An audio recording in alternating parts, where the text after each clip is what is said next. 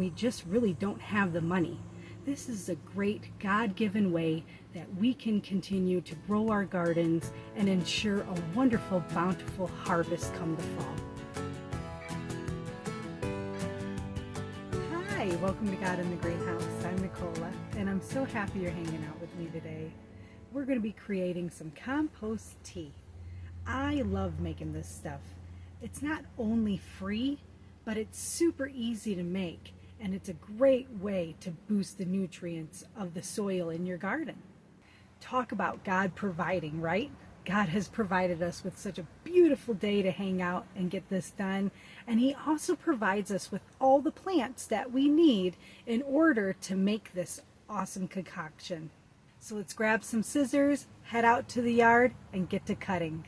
And just start pulling and cutting the weeds that you've been wanting to get rid of in the first place anyway.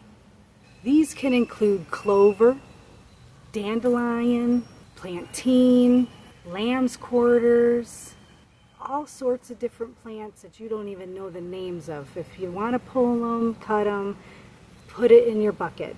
You're going to want to fill your bucket about halfway full with all the plant matter. Now, I also like to add banana peels and coffee grounds to my mixture to enhance the nitrogen and the potassium within the compost tea. Now that you have your bucket ready to go with all your plant matter, it's time to add the water. Now you're going to want to fill this pretty much all the way full. This compost tea is so awesome for your garden. It not only provides a ton of nutrients for your plants, it also enhances your soil with the microorganisms that start growing because of the compost tea. Some of the micronutrients that this compost tea will provide your garden with are zinc, copper, and manganese. All of these are great for providing your plants with the nutrients that they need to grow so you're ensured an abundant harvest come this fall. Now that you have your bucket full of water, with the plant material, you want to go ahead and give it a good stir. After giving it a good stir, I cover mine so then that way the chickens, the dogs, or even bugs don't really get into it, because you're going to let this sit for about 2 to 3 days. You don't want it to sit for any longer than that because it will get stinky and start growing yucky stuff like fermenting. So 2-3 days is the longest you want to let it go, but giving it the 2 to 3 days will allow those microorganisms to start forming. Now after it sits for 2 to 3 days, it's ready for use. Now it's time to get your mixture strained. So then that way you can put it into whatever you're using to water your plants with. I use just a regular old watering can that I've taken the end off so that I don't get a sprinkle, I just get a straight stream of water. Now I'm going to strain my mixture using an old screen. I don't like to spend money and I like to be resourceful, so this is what I use. I have seen other people use organza or mesh to line their buckets with and then fill it with the plant matter. Then that way they can just lift the mesh out and it gets strained that way. I'm doing it this way. You do it whatever way is possible for you, especially if you're trying to save money and be resourceful. Now that you have it strained into another container, you can go ahead and put it in whatever vessel you were going to use to pour over your plants in your garden.